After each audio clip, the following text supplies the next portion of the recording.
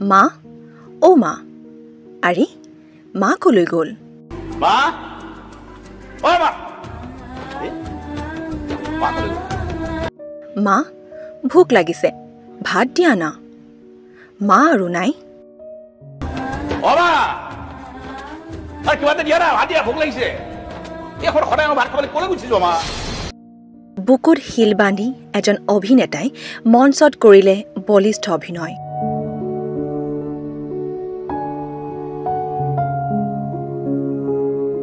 theatre পেণ্ডেলৰ চৌহদত প্ৰৱেশ কৰাৰ পূৰ্বেই লাভ কৰিছিল হৰক ভাগি পৰা খবৰটো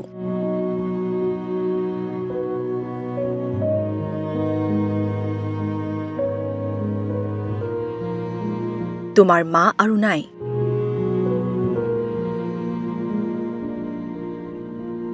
কেই মুহূৰ্তমানৰ বাবে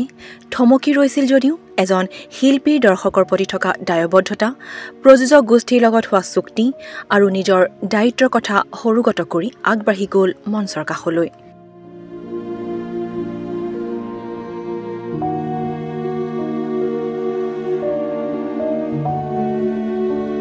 পৰিয়াল পৰিজনক ক'লে চোতালৰ তুলসীজোপাৰ তলতে কিছু সময় জিৰণি ল'বলৈ দিয়ক মাক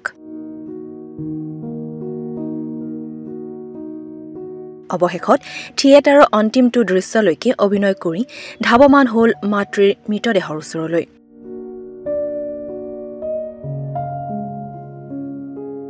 ৰাতি সুকলমে সম্পন্ন কৰিলে মাতৃৰ শেষকৃত্য শিৱৰাত্ৰিৰ দিনটোতে মাতৃহাৰা হ'ল মৃদুল ভূঞা লখিমপুৰত বৰমৰীয়াত চলি আছিল মৃদুল ভূঞাই অভিনয় কৰা থিয়েটাৰৰ পেণ্ডেল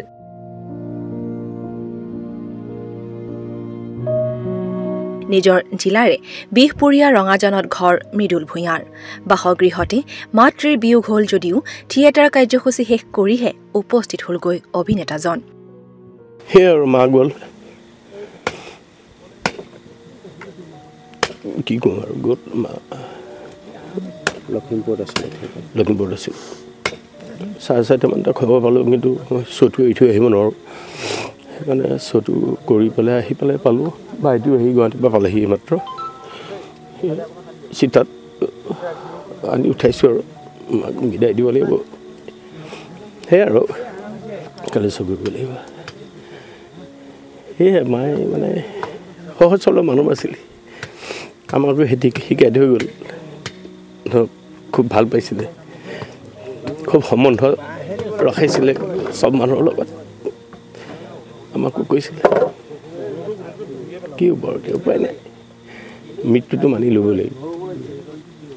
কিন্তু মানে সুবিধা নিদিলে অকণমান হস্পিটেললৈ নিয়াৰ এনেকুৱা মৃত্যুটা মানে কাইলৈকে মোৰ লগত মানে ফূৰ্তি ফাৰ্তা আজি হঠাৎ ঢুকালে মই নাছিলোঁ মই কালি লখিমপুৰ গৈছিলোঁগৈ মোৰ গা বেয়া কাৰণে লখিমপুৰতে আছিলোঁ আজি গম পালোঁ কিন্তু গম পাই মোৰ চোৱা আৰম্ভ হ'ব হৈছে চুটো কৰি আহিলোঁ আহিহে আৰু যিটো নিয়ম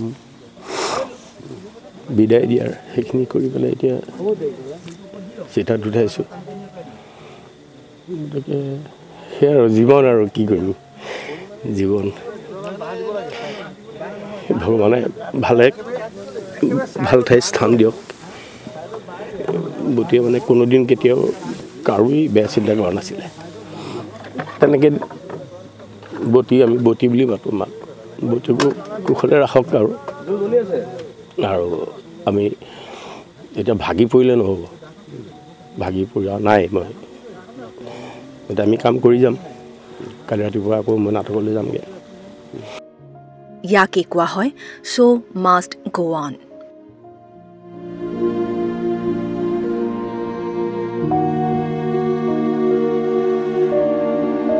লখিমপুৰৰ পৰা ইছৰাকুল ইছলামৰ ৰিপৰ্ট ডি নিউজ আৰু ডি নৰ্থ ইষ্ট